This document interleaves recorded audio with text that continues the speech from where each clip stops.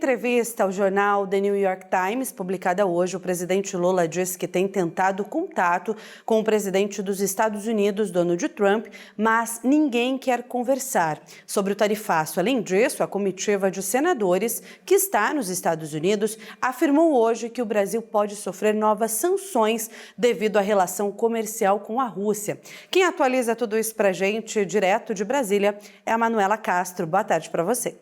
Olá, boa tarde, Eduardo, Rayane e todo mundo que acompanha o TJ Aparecida. O presidente Lula concedeu uma longa entrevista ao jornal norte-americano The New York Times e afirmou que não está com medo do tarifaço de Donald Trump, e sim está preocupado.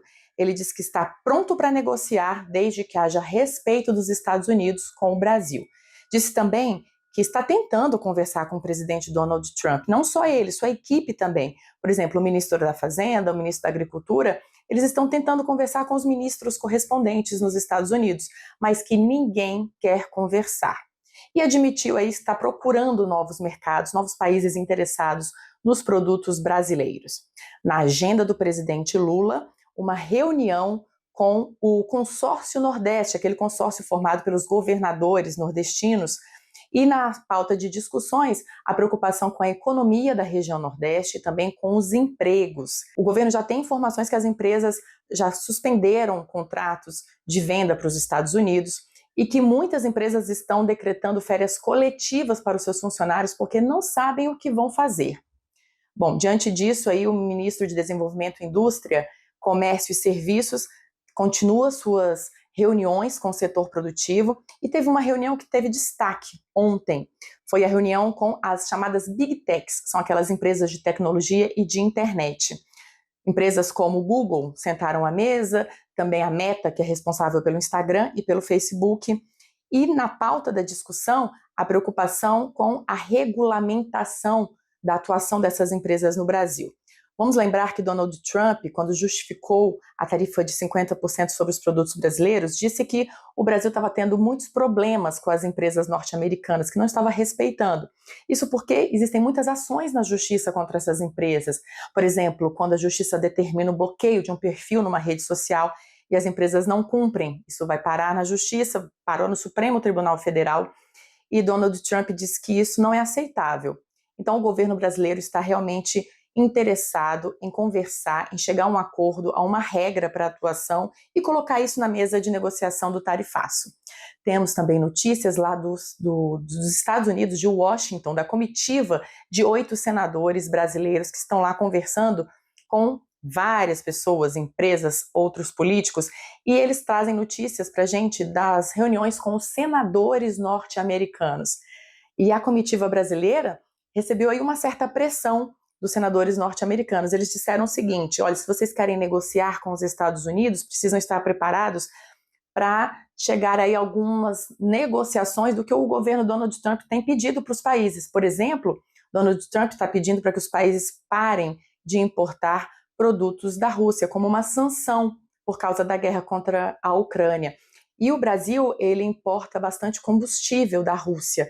Então, senadores norte-americanos falaram para o Brasil tentar diminuir, ou melhor ainda, parar de importar esses combustíveis russos como uma moeda de troca aí para conseguir uma negociação em relação a esse tarifaço. E os senadores norte-americanos também falaram que estão preocupados com o tarifaço contra o Brasil, porque os Estados Unidos importam uma grande quantidade de produtos, deu exemplo aí do café. O café, não existe uma grande produção nos Estados Unidos, né? E o café brasileiro faz aí uma grande parcela do que é consumido lá no Brasil, lá nos Estados Unidos. Então, eles estão com medo de uma inflação e prometeram ajudar nas negociações entre os dois países. Vamos mudar de assunto rapidamente agora? Vamos trazer aí o caso da deputada Zambelli, Carla Zambelli, que foi presa ontem na Itália, como vocês acompanharam no TJ Aparecida. Vamos relembrar rapidamente o caso. Zambelli, ela foi julgada e condenada. Ela tem várias ações na justiça, mas já tem uma que foi resolvida, que foi aquele caso da invasão ao sistema do CNJ, o Conselho Nacional de Justiça. Zambelli, comprovadamente, de acordo com a justiça, ela contratou um hacker para invadir os sistemas da justiça e tentar interferir nas eleições presidenciais no Brasil. Bom, Zambelli fugiu, ela fugiu pela Argentina, pela fronteira entre o Brasil e a Argentina, foi para os Estados Unidos, depois foi para a Itália, porque ela tem cidadania italiana, mas a Polícia Federal confirmou que foi à casa de Zambelli, na Itália, e conseguiu prendê-la, e agora ela está com as autoridades italianas que vão decidir se ela vai ser deportada, se ela vai cumprir a pena lá na Itália, ou se vai realmente cumprir uma pena. Agora está a cargo da Itália e a gente deve ter notícias sobre esse caso nos próximos dias. O interessante sobre esse caso é que existem duas versões sobre a prisão de Zambelli. Uma é a versão dela e do advogado de defesa dela, que dizem que ela se entregou voluntariamente às autoridades italianas. Mas, de acordo com a Polícia Federal, não. Eles fizeram realmente uma operação para prendê-la e ela foi presa dentro de casa.